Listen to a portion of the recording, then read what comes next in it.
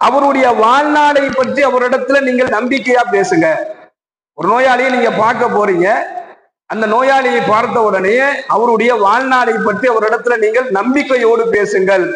எந்த இடத்திலையுமே அவரை நீங்க மேலும் பலகீனப்படுத்திடாதீங்க. ஏன்னா ஆல்ரெடி அவர் பலகீனத்துல இருக்கிறார். அவரை மேலும் வார்த்தைகளால் சொல்லால் அவரை பலகீனப்படுத்தாம அவருடைய வாழ்நாளை பற்றி நீங்கள் நம்பிக்கை ஊட்டுங்கள். இதை நம்பிக்கை ஊட்டுறதுனால அவருக்கு என்ன செஞ்சிட போறாரு? அவருக்கு சரியா ஆகுமா ஆகாதாங்கிறது அல்லாஹ்வுடைய கையில இருக்குது.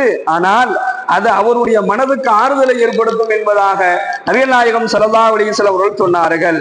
அடுத்து சொல்றாங்க, ஒரு விவசாயி தன்னுடைய தோட்டத்துல கனிகளை எப்படி நல்ல விளைந்திருக்கக்கூடிய கனிகளை பறித்து கொண்டே இருப்பாரோ, அதே போன்று ஒருவர் ஒரு நோயாளியை நலம் விசாரிக்க சென்றார் என்று சொன்னால் அவர் நன்மைகளுடைய கனிகளை பறித்து கொண்டே இருக்கிறார் என்பதாக பெருமானார் ஸல்லல்லாஹு அலைஹி வஸல்லம் அவர்கள் சொல்லி காண்பிக்கின்றார்கள்.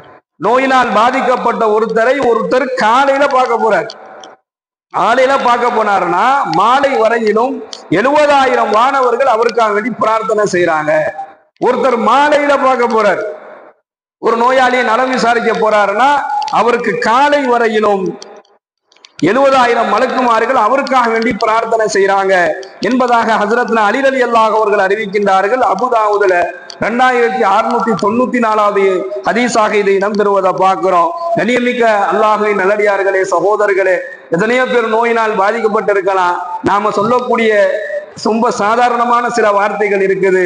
எனக்கு நேரம் இல்லை, நான் ரொம்ப பிஸியா இருக்கேன், போய் பார்க்கணும்னு நினைக்கிறேன், என்னால போக முடியல, நம்ம வேலை அப்படி இருக்குது, இன்ஷா அல்லாஹ் போய் பார்க்கலாம் இல்ல பார்த்துக்கலாம் என்பதாகலாம் அந்த சொல்லக்கூடிய செய்திகளை பார்க்கிறோம்.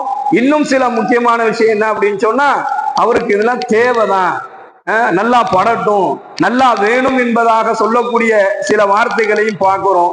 அல்லாஹ் பாதுகாக்க வேண்டும். ஒரு நோயாளியை நலம் விசாரிப்பதை கடமை என்பதாக அல்லாஹ்வுடைய தூதர் சொன்னது மட்டுமல்லாமல் அதனுடைய நன்மைகளை நமக்கு பட்டியலிட்டு சொல்லி காமிக்கிறாங்க. அவங்க நடந்து போயே பார்த்திருக்கிறாங்க. யாரையுமே போய் பார்க்கிறதுக்கு எனக்கு நேரம் இல்லை என்பதாக அவர்கள் ஒதுக்கியதே இல்லை என்பதுதான் இந்த நோயாளி பற்றினுடைய அந்த நலவுகள் என்கின்ற ஹதீஸ்களை நம்ம எடுத்து பார்த்தாலே தெரியுது. இது ஒரு முஸ்லிம் இன்னொரு முஸ்லிமுக்கு செய்ய வேண்டிய கடமைகளில் மிக முக்கியமான கடமையாக அல்லாஹ்வுடைய தூதர் ஸல்லல்லாஹு அலைஹி வஸல்லம் அவர்கள் சொல்லிக் கொடுக்கின்றார்கள். சுப்ஹானல்லாஹி வபிஹம்திஹி சுப்ஹானக்கல்லாஹ்.